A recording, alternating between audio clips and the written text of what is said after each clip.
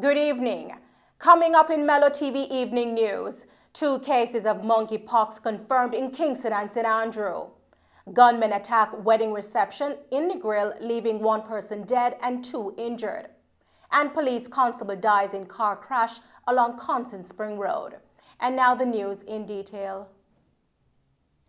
Jamaica has confirmed 2 more cases of monkeypox. The latest cases are from Kingston and St. Andrew and are recorded as locally transmitted cases, with 1 noted as contact of a previously confirmed case.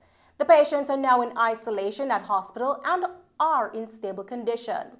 The KSA Health Department has commenced contact tracing associated with the cases.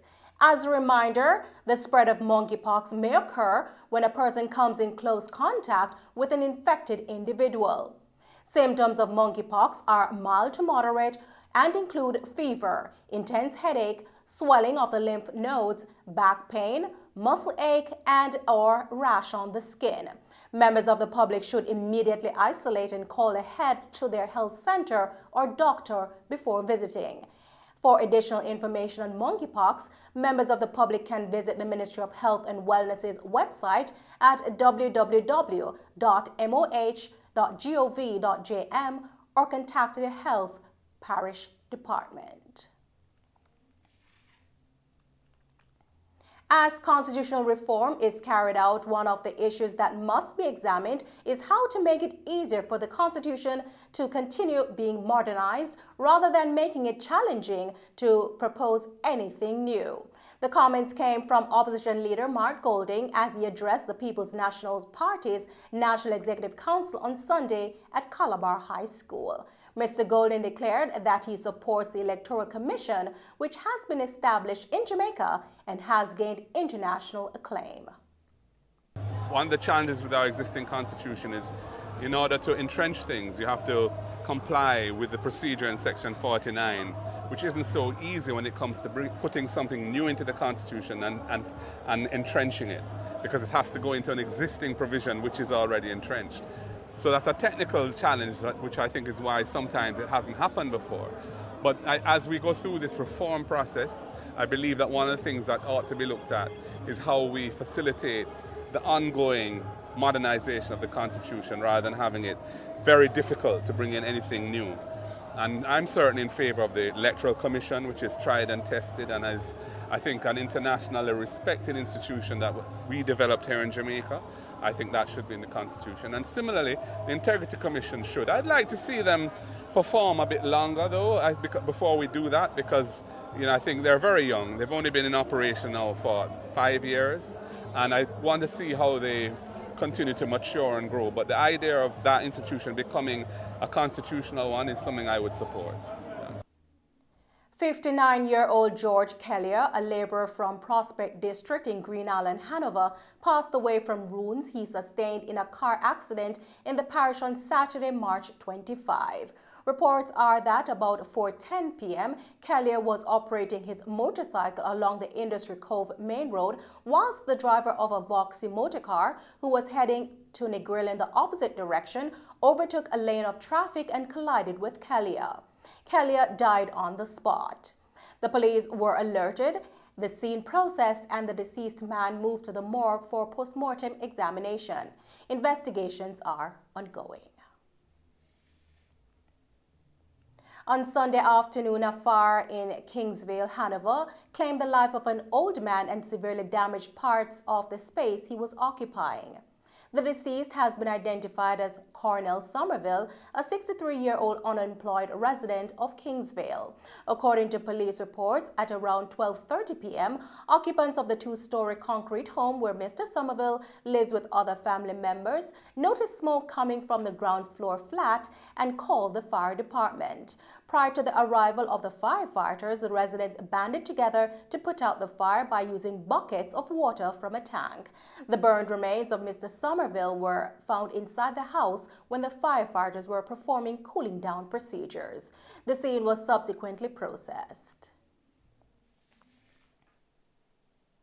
The motorbike shooters who opened fire on a wedding party in Negril, Westmoreland on Saturday afternoon, killing a woman and injuring 2 photographers, are still at large, according to the Negril police. 28-year-old data entry clerk Rashina Sr. of Kingsvale in Hanover died as a result of the horrific attack. According to reports from the Negril police, at around 6:15 p.m., Sr. and other members of a bridal party were posing for pictures at a wedding reception being held at the Shields Hotel in Negril when the gunmen rode their motorcycles to a nearby beach property and opened fire through the board fencing. Senior was declared dead at hospital after being shot numerous times along with the 2 photographers. Senior was found to have numerous gunshot wounds and was later declared dead. The 2 photographers received emergency treatment. Since then, the Negril police have stated that they are actively looking for the men responsible for the deadly attack while utilizing a number of leads and other pieces of information. The police high command is expressing condolences to the family, friends, and colleagues of a police constable who was involved in a fatal collision on the Constant Spring Main Road in St. Andrew on Sunday, March 26. The policeman has been identified as 23-year-old Delroy Hines, who was assigned to the Public Safety and Traffic Enforcement Branch. Reports from the Halfway Tree Police are that sometime after 2 a.m., Constable Hines was a passenger in a Toyota Belter motor car being driven by another constable. The driver allegedly lost control of the vehicle and collided with a utility pole. Both policemen sustained injuries and were taken to hospital, where Constable Hines died while being treated. The driver remains hospitalized. The Constabulary's Chaplaincy Branch and Welfare Department are providing support to the family members, friends, and colleagues of Constable Delroy Hines. On Sunday, the Island Traffic Authority organized the opening session of its motorbike drivers workshop in Hanover. Hanover and Westmoreland are recognized as having the greatest number of motorcycle fatalities and accidents in Western Jamaica, according to the authority representatives. Assistant Superintendent of Police at the Public Safety and Traffic Enforcement Branch, Dylan Lewis, told Mello News that the motorcycle outreach program is headed by the National Road Safety Council, where they are currently helping motorcyclists in Hanover, where there is a high concentration of motorcycles. The citizens there involved in high-level motorcycle activities, including bike taxi and all those type of activities. Right, as we speak, Hanover saw the latest motorcycle crash just yesterday evening. Right, where a 56-year-old male died as a result of injuries he received along the Green Island Main Road. Right, and that puts Hanover at second since the start of the year as it relates to motorcycle fatalities. Right, we have since the beginning of this motorcycle outreach sensitization program. The team has gone to Westmoreland, where we're going to about 7 communities there. We have gone to St. Elizabeth, and now we're in Hanover. Right, we plan to spend some time in Hanover and to ensure that we reach almost all of the motorcyclists. Right, today is the first day for this parish, and at the end of it, I mean, our objective is to help the motorcyclists to maintain a high level of safety, get them aware of how important it is to drive the motorcycle safely, to acquire the requisite driver's license, right, and to acquire the requisite equipment, riding gear that will protect them and assist them to minimize against any injuries and subsequent death. The National Commercial Bank, NCB, has made adjustments to its automated banking machine network to ensure the safety of customers, employees, and service providers. These changes may include temporary closure of some of its previously 24/7 machines at night and/or the permanent closure of locations. Customers are encouraged to make purchases using their credit, debit, and prepaid cards or via link, and to conduct bill payments, transfers, and mobile phone top-ups via online banking and the mobile app.